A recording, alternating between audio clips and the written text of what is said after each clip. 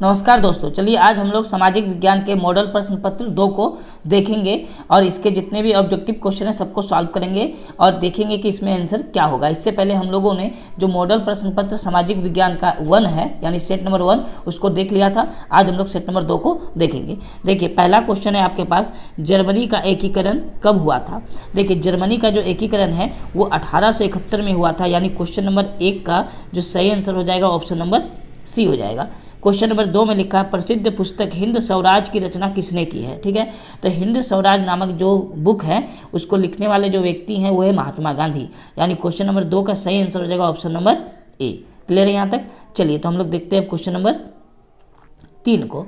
देखिए question number 3 में लिखा हुआ है, क्वेश्चन नंबर 3 में लिखा है पुना पैक्ट कब पारित हुआ। ठीक है, पुना पैक्ट कब पारित हुआ, तो आपको डेट याद रखना है। पुना पैक्ट जो है वो सितंबर 1932 में पारित हुआ, यानी क्वेश्चन नंबर जो 3 है उसका सही आंसर हो जाएगा option number D. Question number 4 में लिखा है अर्थशास्त्रियों ने अंतर्राष्ट्रीय आर्थिक विनिमय में किन गतिविधियों या प्रभावों का उल्लेख किया। तो इसका ऑप्शन दिया हुआ पहला में व्यापार, दूसरा ऑप्शन है श्रम, तीसरा पूंजी और चौथा उपयुक्त सभी। तो इसका सही आंसर हो जाएगा उपयुक्त सभी। क्लियर है यहाँ तक। क्वेश्चन नंबर 5 में लिखा है जौबर क्या था। तो देखिए जौबर क्या था, जौबर एक पुराना और विश्वसनीय कर्मचारी था।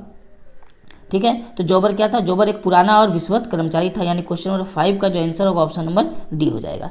चलिए तो अब आगे देखते हैं हम लोग क्वेश्चन नंबर 6 को। देखिए क्वेश्चन नंबर 6 में जैसा लिखा हुआ है भारत में पहला कपड़ा मिल कब और कहाँ लगा। तो आपको याद रखना है भारत में पहला कपड़ा मिल 1854 मुंबई में लगा, यानी ऑप्शन नंबर ए हो जाएगा क्वेश्चन नंबर 6 का। क्वेश्चन नंबर 6 का सही आंसर ऑप्शन नंबर ए होगा। क्वेश्चन नंबर 7 में लिखा है वुड ब्लॉक छपाई की तकनीक सबसे पहले कहाँ विकसित हुई। तो ये तकनीक सबसे पहले चीन में विकसित हुई, यानी क्वेश्चन नंबर 7 का सही आंसर हो जाएगा option number C. Question number 8 में लिखा है कॉर्न लॉ किस देश में पारित हुआ। कॉर्न लॉ जो है वो सबसे पहले ब्रिटेन में पारित हुआ, यानी क्वेश्चन नंबर 8 का सही आंसर ऑप्शन नंबर ए हो जाएगा। क्वेश्चन नंबर 9 में लिखा है लॉ एवं रक्त नीति का प्रतिपादन किसने किया था। तो लॉ एवं रक्त नीति का प्रतिपादन बिस्मार्क ने किया था, यानी क्वेश्चन नंबर 9 का सही आंसर हो जाएगा ऑप्शन नंबर सी बिस्मार्क। ठीक है, देखिए क्वेश्चन नंबर 10 में लिखा है भारत में आर्थिक महामंदी का सबसे बुरा प्रभाव किस क्षेत्र पर पड़ा। तो ये सबसे बुरा प्रभाव कृषि पर पड़ा, यानी क्वेश्चन नंबर 10 का सही आंसर हो जाएगा ऑप्शन नंबर ए। क्लियर है यहाँ तक। चलिए तो हम लोग देखते हैं क्वेश्चन नंबर 11 से। देखिए क्वेश्चन नंबर 11 में क्या लिखा हुआ है कि श्रीलंका में किस समुदाय में प्रमुख बनाए रहने का प्रयास किया। तो श्रीलंका में आप जानते हैं सबसे ज़्यादा सिंहली पाई जाती है, इसका मतलब क्वेश्चन नंबर 11 का सही आंसर हो जाएगा option number B Sinhali. Question number 12 में लिखा है किस शासन व्यवस्था में सत्ता का केंद्र और राज्यों के बीच विभाजन होता है। तो वो व्यवस्था है संघीय शासन व्यवस्था, यानी क्वेश्चन नंबर 12 का जो ऑप्शन होगा वो हो जाएगा ऑप्शन नंबर बी सही आंसर। क्वेश्चन नंबर 13 में लिखा है संविधान के किस अनुच्छेद के अंतर्गत अस्पृश्यता को निषेध किया गया। अस्पृश्यता का मतलब छुआछूत को। ठीक है, तो क्वेश्चन नंबर जो 13 है इसका सही आंसर हो जाएगा ऑप्शन नंबर सी। अनुच्छेद 17 में ये बात बोला गया है कि छुआछूत जो है वो निषेध है। क्वेश्चन नंबर 14 इसमें लिखा शिक्षा, वन, विवाह, गोद लेना, उत्तराधिकारी आदि विषय किस अनुसूची के अंतर्गत आता है। तो ये सारे समवर्ती सूची के अंतर्गत आता है, यानी क्वेश्चन नंबर 14 का सही आंसर ऑप्शन नंबर सी हो जाएगा।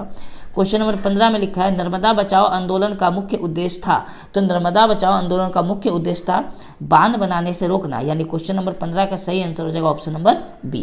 क्लियर है यहाँ तक।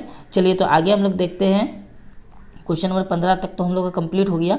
अब हम लोग देखते हैं क्वेश्चन नंबर 16 को। देखिए क्वेश्चन नंबर 16 में क्या लिखा हुआ है। तो क्वेश्चन नंबर 16 में लिखा हुआ है भारतीय राष्ट्र कांग्रेस की स्थापना कब हुई। तो भारतीय राष्ट्र कांग्रेस की स्थापना 1885 में हुई, इसका मतलब क्वेश्चन नंबर 16 का सही आंसर हो जाएगा option number B. Question number 17 में लिखा है संयुक्त राज्य अमेरिका में नागरिक अधिकार आंदोलन कब हुआ, यानी नागरिक अधिकार आंदोलन कब हुआ। क्वेश्चन नंबर 17 का सही आंसर हो जाएगा ऑप्शन नंबर बी, ये होगा 1954 से 1968 तक हुआ। ठीक है, चलिए तो आगे हम लोग देखते हैं।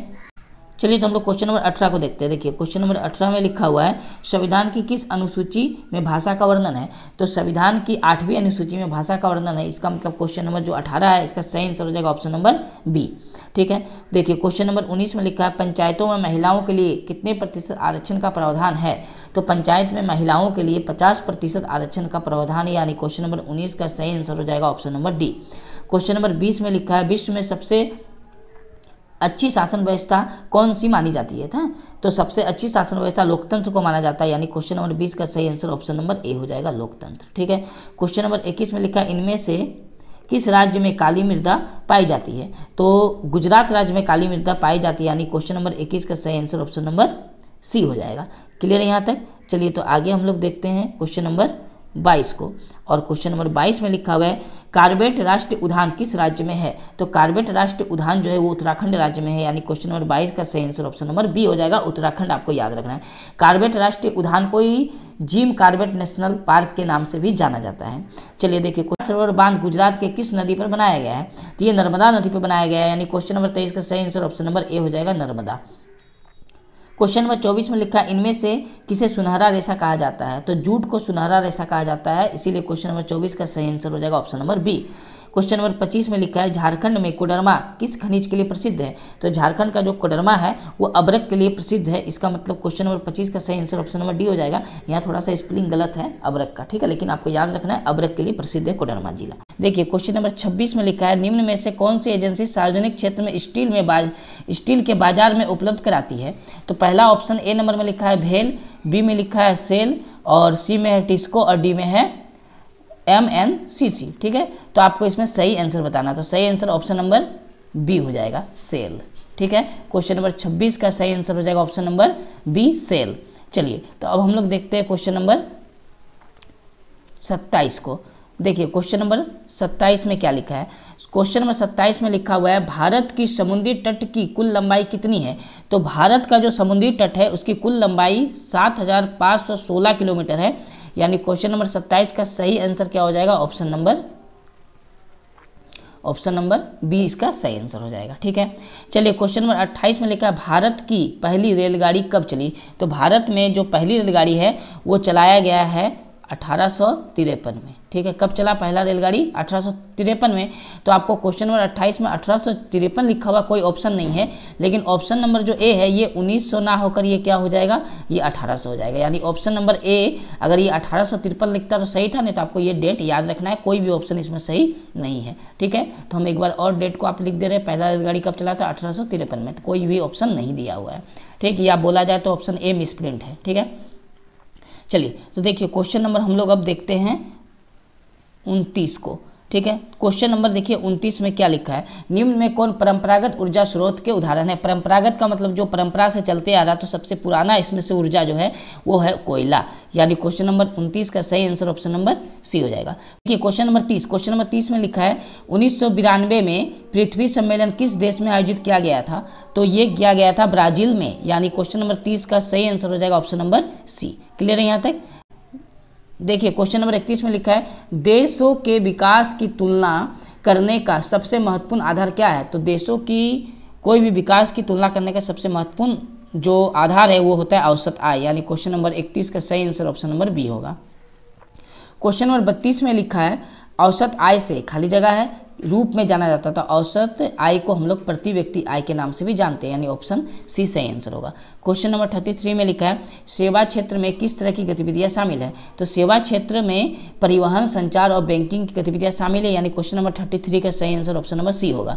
क्वेश्चन नंबर 34 में लिखा है जीवन बीमा की गतिविधि है। जीवन बीमा एक तृतीय क्षेत्र की गतिविधि है, यानी ये सेवा क्षेत्र में आ जाता है जीवन बीमा, यानी क्वेश्चन नंबर 34 का सही आंसर ऑप्शन नंबर सी होगा। 35 में लिखा वर्तमान में कागज के पैसे के अलावा किस रूप में धन का उपयोग बढ़ता जा रहा है? तो इसका सही आंसर होगा option number D, digital money. ठीक है, चलिए तो आगे हम लोग देखते हैं क्वेश्चन नंबर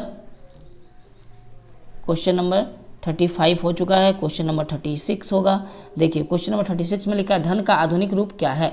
तो धन का आधुनिक रूप सिक्का और नोट है, यानी आंसर हो जाएगा ऑप्शन ए, क्वेश्चन नंबर 36 का। क्वेश्चन नंबर 37 में लिखा है बहुराष्ट्रीय कंपनियों का क्या आकर्षित करती है? मतलब बहुराष्ट्रीय जो कंपनी उसको आकर्षित क्या करेगा? तो उसके लिए सबसे पहले सस्ता श्रम होना चाहिए और उत्पादन के लिए तैयार माल होना चाहिए, यानी क्वेश्चन नंबर 37 का सही आंसर ऑप्शन नंबर सी हो जाएगा, ए और बी दोनों। ठीक है, क्वेश्चन नंबर 38 इसमें लिखा है निम्नलिखित में से कौन सार्वजनिक मरम्मत सेवा के अंतर्गत आता है? तो वो होता है डाक सेवा, यानी क्वेश्चन नंबर 38 का सही आंसर ऑप्शन नंबर ए होगा। क्वेश्चन नंबर 39 सूचना का अधिकार अधिनियम कब पारित हुआ? तो सूचना का अधिकार अधिनियम 2005 में पारित हुआ। क्वेश्चन नंबर 39 का सही आंसर ऑप्शन नंबर सी होगा। क्वेश्चन नंबर 40 जो आखिरी क्वेश्चन है, आरबीआई के निर्देश अनुसार बैंकों को अपने पास कुल जमा राशि का कितना प्रतिशत नगद रखना पड़ता है? तो इसका सही आंसर होगा 15%, यानी क्वेश्चन नंबर 40 का सही आंसर ऑप्शन नंबर बी हो जाएगा। क्लियर है यहाँ तक? तो हम लोग का पूरा सेट 2 का जो 40 ऑब्जेक्टिव था, 40 क्वेश्चन का ऑब्जेक्टिव था, ये कंप्लीट हो चुका है। अब हम लोग सेट नंबर 3 को देखेंगे सोशल साइंस का। ठीक है, चलिए दोस्तों, अगर आप मेरे चैनल पर पहली बार आए हैं तो चैनल को जरूर से जरूर सब्सक्राइब करके और लाइक करके जाइएगा। मिलते हैं अगले वीडियो में, तब तक आपका बहुत बहुत धन्यवाद।